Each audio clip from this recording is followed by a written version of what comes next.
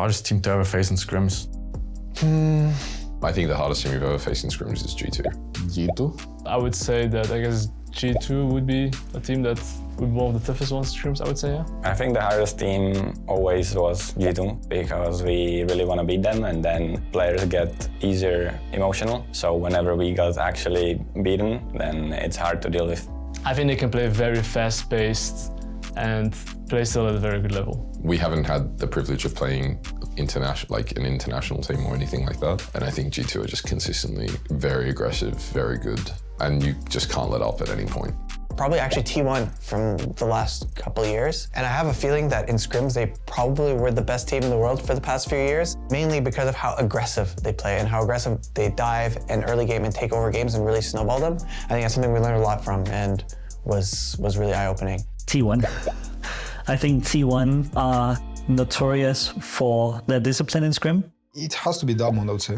We scrimmed them only once. I mean, even though we did take games of them, you could see that they were also having fun and not being completely serious about it. And this being confirmed by official makes me think that this is the hardest team overall that we played, but also in scrims. The hardest team we ever faced was like Suning in 2020 Worlds. Those guys, like just for reference, was Bin and top lane and SOFM in jungle. And I think that was already enough. And they had other very talented players on their roster as well. So they were just doing things that we haven't seen before. Like we thought matchups were blindable on top and then Bin showed us they weren't. And SOFM just impressed us very much. And I think we really thought like one game that we could beat them, and then they just remade the game like minute 8-9. So yeah.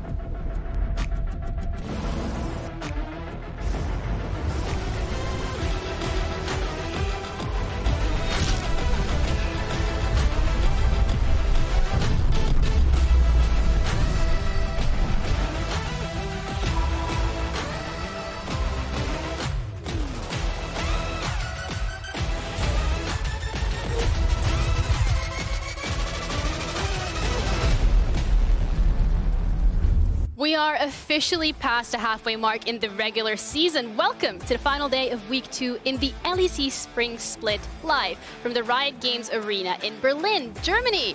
I'm your host for today, Ginny, and this time around I'm joined on the floor with Aragon and Jamada. But I feel like BDS is having a lot of fun today. I hope we get to at least replicate that ourselves. I hope so. You know, bit of a EMEA Masters reunion here on the LEC desk, so I'm excited to be joined by both of you. Not just EMEA Masters, you used to coach me, so a little bit of an angle there too. A lot of fun. You never made it to the LEC though. No.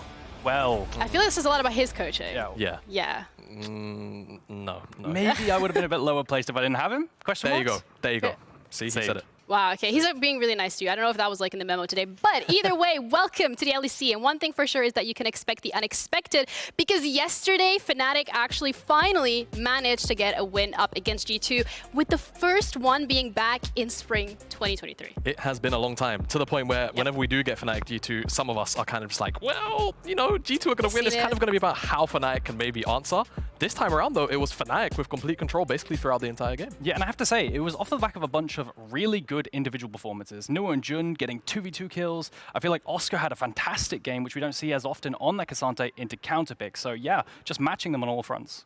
Yeah, but with that, we're also past the halfway mark, as we mentioned, and let's have a little bit of a mid-split check-in. So starting off with the fact that we have teams who have outperformed, but we've also had teams who underperformed. So let's look at that first, starting off with Mad Lions Koi, because they went from being in the season finals in winter to currently at the bottom of the league table. Yeah.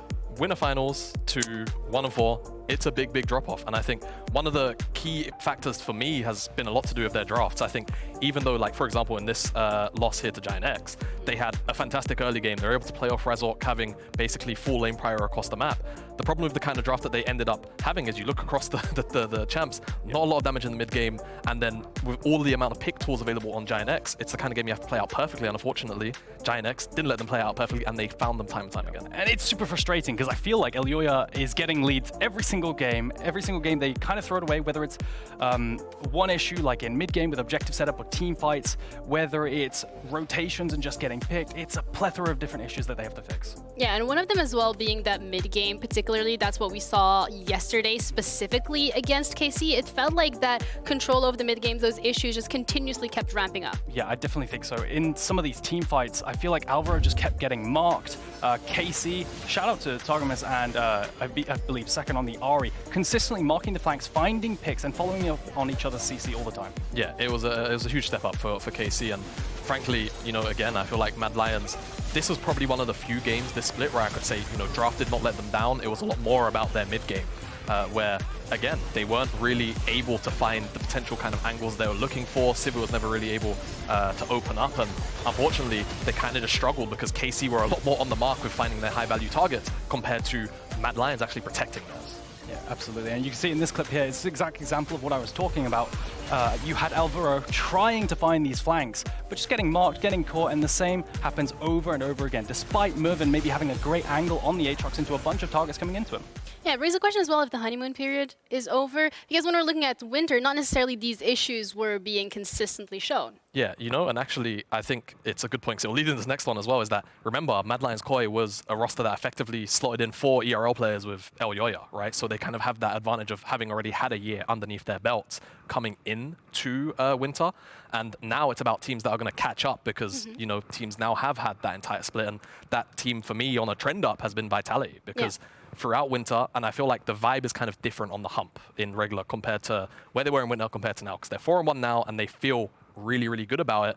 And the only game it seems to me that they've lost was basically the small the top game, which is kind of a cursed one. So we won't talk too much about it. But I think for me, the fact that they've been very creatively finding new ways to outdraft some of the meta stuff coming in, they're one of the few teams actually doing that in the league. Yeah, when we look at Vitality particularly, that's a team that every single time we're on the analyst desk or even the casters, like, we're going to trust this team because it's going to scale, because it's Matt and Pat and the coaching staff behind it. We trust in them particularly. We've already touched upon it a little bit, but furthermore, when we're looking at the way that Vitality is approaching the draft, is approaching the game more holistically, there's been a lot of improvements. Yeah, absolutely. And I do think they are the team that we have that cooks the most. You never know really what you're going to get. I think yesterday we got TF bot lane into the Smolder to make things volatile, secure. Soul, you had Smolder top lane into the Volibear because Volibear typically struggles versus ranged. Sometimes it doesn't work out, right? You're at the Smolder top lane, you don't get enough prior and you just get Dover and repeat. But then sometimes, like yesterday, they actually managed to pick up the win with that volatile bot lane, with Kazi on the Twisted Fate, who I have to say has been having a banger split. Yeah, absolutely. A lot of the champions that we've seen Kazi on has been like scaling into that late game. Yeah, and you know, I was speaking with Pad, and he warned me they would close like that. Because we're close like that. That makes sense. No, but because we was on the break and he was getting ready to go on stage, and he said, "Yeah, we're going to cook," and that's when they bring out the TF. And it does make me wonder how much more adaptation is, you know, in the locker for this team. I will caveat their 4-1 score though, and say that they obviously have Fnatic to play today, and they are yet to play G2, but they also have KC and Rogue. So they have two, you know, teams that are fighting out first place against two teams towards the bottom end of the table. We'll see how the rest of their split pans out. Yeah, it could be just curse them. Yeah, you know, people do believe in that for some reason. They believe in good luck charms and believe in curses, but we don't talk about that here because another team that has been not necessarily hitting the marks that we expected them to hit after their winter split has been BDS. It's a team that we're coming into a spring. We're like, okay, they had a great run in winter. They can probably replicate that, but it's more like a shell of their former selves. Yeah, kind of, but also they've been on a little bit of an upward trend at the very least this week. Compared to last week, where I feel like they were just in an absolute shambles, there were a lot of questions with how will they adapt to the meta. They can't just play the standard front-to-back with things like ball delivery and Azir, because Azir's globally disabled. Now you have Nuke, and they're actually playing through him really well. Nuke on champions like Nico, finding flashes early, then re-ganking, finding really decisive team fights around these wombo combo ultimates, and also Ice now on hyper carries. Yeah, I mean, that's the big thing for me is that Ice throughout a lot of the winter split was on, you know, Varus Ashe duty. He was basically kind of the utility bot. BDS functioned a lot more around skirmishes with Sheo on champions like Xin Zhao and Vian. They started to lose their way towards the end of winter and the start of spring, but I feel like this weekend has definitely been a little bit more of an awakening, and BDS, whilst overall so far their journey in spring has been a little bit more inconsistent, I feel like they are finally starting to gain a little bit of ground in finding out what their identity now is here in spring. Yeah, that's also kind of being that halfway mark. It brings the question of, okay, you've taken this long to find your identity to some extent. How much more can they solidify that position in the upcoming games? It's rough, isn't it? I think referring to TH, or which team was it again? BDS. BDS. It's really tricky. I think they're at least on an upward trend. And if they continue this with the Aries, with the Nikos that we've seen them do well on, I think they can definitely take it, you know, maybe up to the playoffs.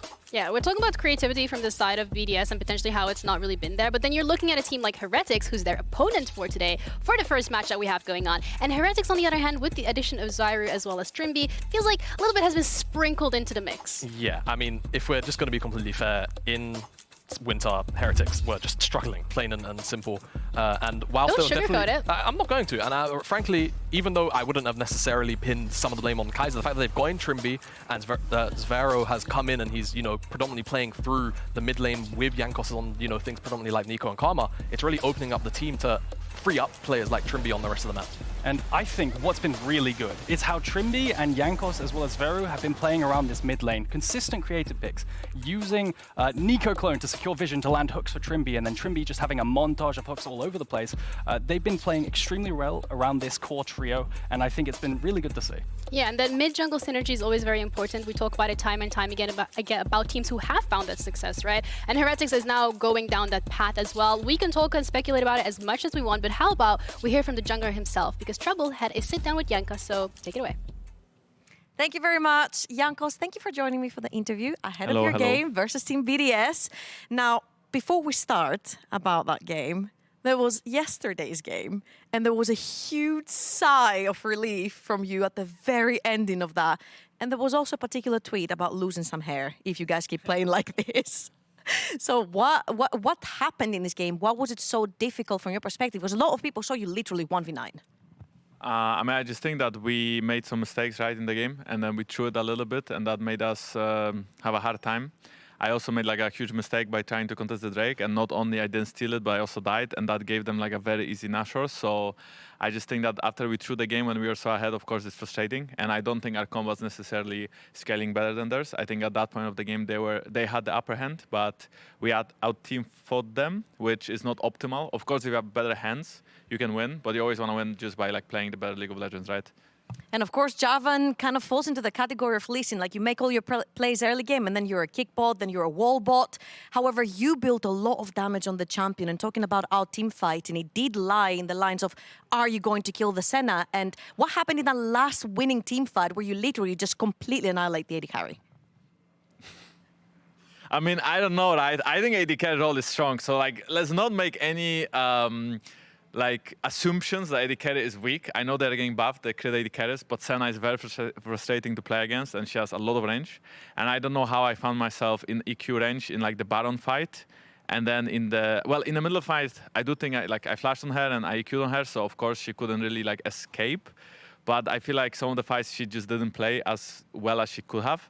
That being said, I just think lethality is not the way to kill like a 200 armor Jarvan, and I was just very fat. I had Starak, I had Spear of Shujin, and they had no damage left after Ari died, and Aatrox was not hitting me, right? So I just think that in that particular fight, she couldn't do anything against me. But that doesn't mean AD carry is balanced, guys. AD carry is still very, very strong. You have a lot of agency in the game, and as we could see, the only reason why we won that game was FLICKR and him carrying teamfights. He had the damage, he was the AD carry, he was killing everyone. And you, of course, find in the backline very successful every single time. Jankos, there's about 8 or 9 bans in the LPL towards AD carry, so they definitely are not weak, even though they're crying about it. No way AD carry is a good role. No way, guys. Right, moving towards another role, you had 2 new Poles join your team, Trimby and Zvero. I want to focus a little bit more about Zvero, because for a good or for the bad or for the worse, Perks is no longer in the team, and you knew all of his habits, the way he would shot call things, the way he would play around the game. You've played so long with the guy. What are some habits that you have had to change within these 2 weeks to play with Zvero? Well, I mean, I just think that the way we play the game, the way we are taught by coaches, the way they teach us the game, it's very similar in academy and in LEC. So I do think that Spyro came in and it wasn't that hard to play with him because he already knew the game, and same for Trimby. I feel like they all knew the game on a high level. So I think it was just easy to adapt. That being said, of course, there's like some things that, I mean, synergy is not always there instantly, but you build on that, right? You play some games together. You know your champion pools. You know how you want to play the game. You talk to each other, and that's how you kind of get better and better, right? And I think that Spyro had some very good games, and I think Trimby has been performing insanely well as well. So I'm very happy that both of them can. I mean, I guess mostly Spyro can like show that he's good because everyone kind of knew Trimby is good from other teams. Absolutely. He seems to be banging the past week right now with you, especially on the Nico as well. He had some really good ults. Now, Jankos, thank you so much for joining me, and good luck versus BDS. Thank you. Medic and Broxa, over to you. Broxa?